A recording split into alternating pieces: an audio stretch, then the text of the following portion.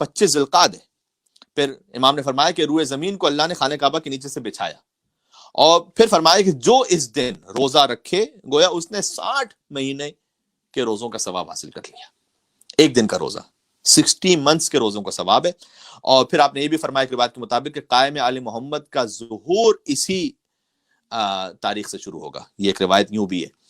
اچھا, روزہ اتنا افضل ہے کہ 60 مہینے کے دنوں کا ثواب ہے ایک روزہ رکھ لینے سے. لہٰذا سب سے پہلا کام تو آپ نے روزہ رکھنا ہے. جن مومنین کے قضا روزے ہیں ان سے گزارش ہے کہ قضا کی نیت سے رکھیں, لیکن انشاءاللہ چونکہ 25 ذوالقعدہ کو روزہ رکھا ہوا ہوگا تو لہٰذا اس دن کا روزہ رکھنے کا بھی ثواب ملے گا اور آپ کا قضا روزہ بھی ادا ہو جائے گا. جن کے قضا روزے نہیں ہیں الحمدللہ وہ مستحب کی نیت سے روزہ رکھیں. جب اتنا اہم عمل ہے روزہ رکھنا, 60 مہینوں کی عبادت کا ثواب ہے.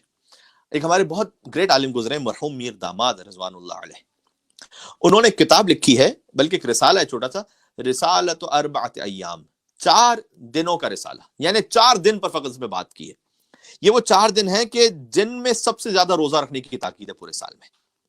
تو وہ لکھتے ہیں کہ دحو الارض میں جو روزہ رکھنا ہے وہ مثلا 60 مہینوں کے روزے کے برابر ہے, بعض روایات میں 70 سال کے روزے کے برابر ہے, بعض روایات میں 70 سال کے گناہوں کا کفارہ ہے. سب سے اہم عمل اس دن روزہ ہے. تو روزہ تو ضرور رکھیں انشاءاللہ. مجھے اندازہ ہے کہ پاکستان میں شدید گرمیاں ہیں اور انڈیا میں اور شاید مڈل ایسٹ میں بھی, لیکن اگر آپ ایک دن روزہ رکھ سکیں انشاءاللہ تو اس کا جو صاحب نے جو اس کا کمپنسیشن ہے وہ بہت زیادہ ہے. ان سب کو بیان کرنے کے بعد کہ اتنی تاکید ہے روزہ رکھنے کی, مرحوم میر داماد اپنی اس کتاب میں لکھتے ہیں کہ افضل الاعمال المستحبہ وآکد الاعمال المسنونہ, لیکن روزے سے بھی افضل ایک مستحب عمل اور تمام سنتی اعمال سے بھی زیادہ تاکید جس عمل کی ہے 25 ذوالقعدۃ الحرام یعنی یوم دحو الارض, وہ زیارت امام علی ابن موسیٰ رضا علیہ السلام کی ہے. اللہم صلی علی محمد وعلی محمد. مولا رضا علیہ السلام کی زیارت ان تمام سے افضل ہے. سبحان اللہ. یعنی 25 ذوالقعدہ آپ نے ضرور امام رضا علیہ السلام کی زیارت پڑھنی ہے. اور ہم نے یہ بھی ارادہ کیا تھا کہ انشاءاللہ ہم آپ کے سامنے ابھی ایک مختصر زیارت امام رضا علیہ السلام کی جو ان پر درود ہے وہ پڑھ لیتے ہیں, آپ کے سامنے شیئر بھی کرتے ہیں کیونکہ یہ ویڈیو ریکارڈ ہو جائے گی. کل آپ اسے دوبارہ دیکھ کر اس حصے کو امام رضا علیہ السلام کی کم سے کم مختصر زیارت یہ ضرور پڑھ لیجیے گا جو ابھی آپ کے ساتھ یہاں پڑھیں گے ہم. تو آج بھی پڑھ لیں, ثواب تو ہے بہرحال امام رضا علیہ السلام کی زیارت کا, اور کل بھی پڑھیں اسے, اور جن کے لیے پرسوں ہے دحو الارض وہ پرسوں بھی پڑھیں انشاءاللہ اسے. مجھے پتا ہے کہ شاید تھوڑا سا ایک چھوٹا اس میں نظر آ رہا ہوگا, لیکن آپ اس کو اگر غور سے دیکھیں, صلوات خاصہ امام رضا یعنی امام رضا علیہ السلام پر مخصوص صلوات.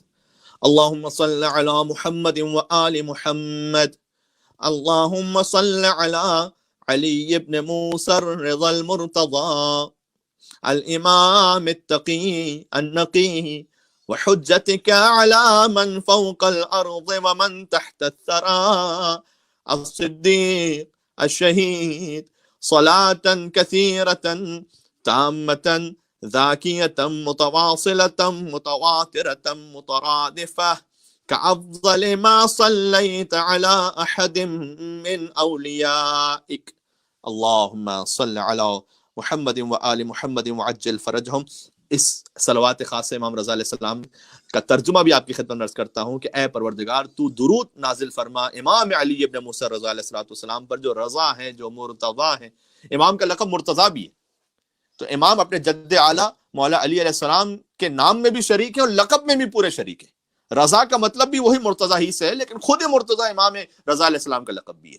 تو امام ان پر درود ہو کہ جو رضا ہے, جو مرتضی ہے, جو امام ہے, جو تقی. سبحان اللہ. اس خاطر ہے کہ جہاں یہ کہنا درست ہے کہ اولنا محمد اوسطنا محمد آخرنا محمد وکلنا محمد, یہ کہنا بھی درست ہے کہ اولنا علی اوسطنا علی آخرنا علی وکلنا علی. ہمارا اول بھی علی ہے, ہمارا اوسط بھی علی ہے, آخر بھی علی ہے, ہم سب کے سب علی ہیں. ہمارا اول بھی محمد ہے, اوسط بھی محمد ہے, آخر بھی محمد ہے, سب کے سب محمد ہیں. اسی طریقے سے ائمہ کے القاب بھی بالکل ایک دوسرے کے ساتھ ملتے جلتے کہ کلنا نور واحد, ہم سب کے سب ایک ہی نور سے ہیں. یہ تو کسی امام کی زندگی میں کوئی صفت زیادہ واضح ہو گئی, ظاہر ہو گئی زیادہ, لہٰذا اس امام کے لیے وہ لقب منسوب ہو گیا جو اللہ سبحانہ وتعالیٰ کی طرف سے. امام تقی علیہ السلام نوے امام کا لقب سمجھا, لیکن امام رضا کا لقب بھی تقی ہے. آگے فرمایا النقی, امام رضا علیہ السلام کا لقب نقی بھی ہے. تو امام تقی بھی ہیں، امام نقی بھی ہیں. وحجتک علی من فوق الارض ومن تحت الثری، اور اے مولا آپ حجت ہیں اللہ کی جو کچھ زمین سے اوپر ہے اور جو کچھ گہرے سمندروں میں، سب پر حجت ہیں آپ. الصدیق، آپ صدیق ہیں، آپ شہید ہیں.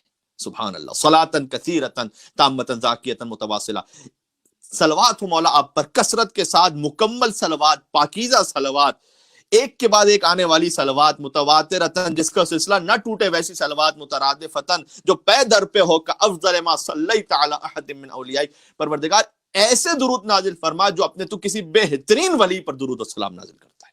سبحان اللہ.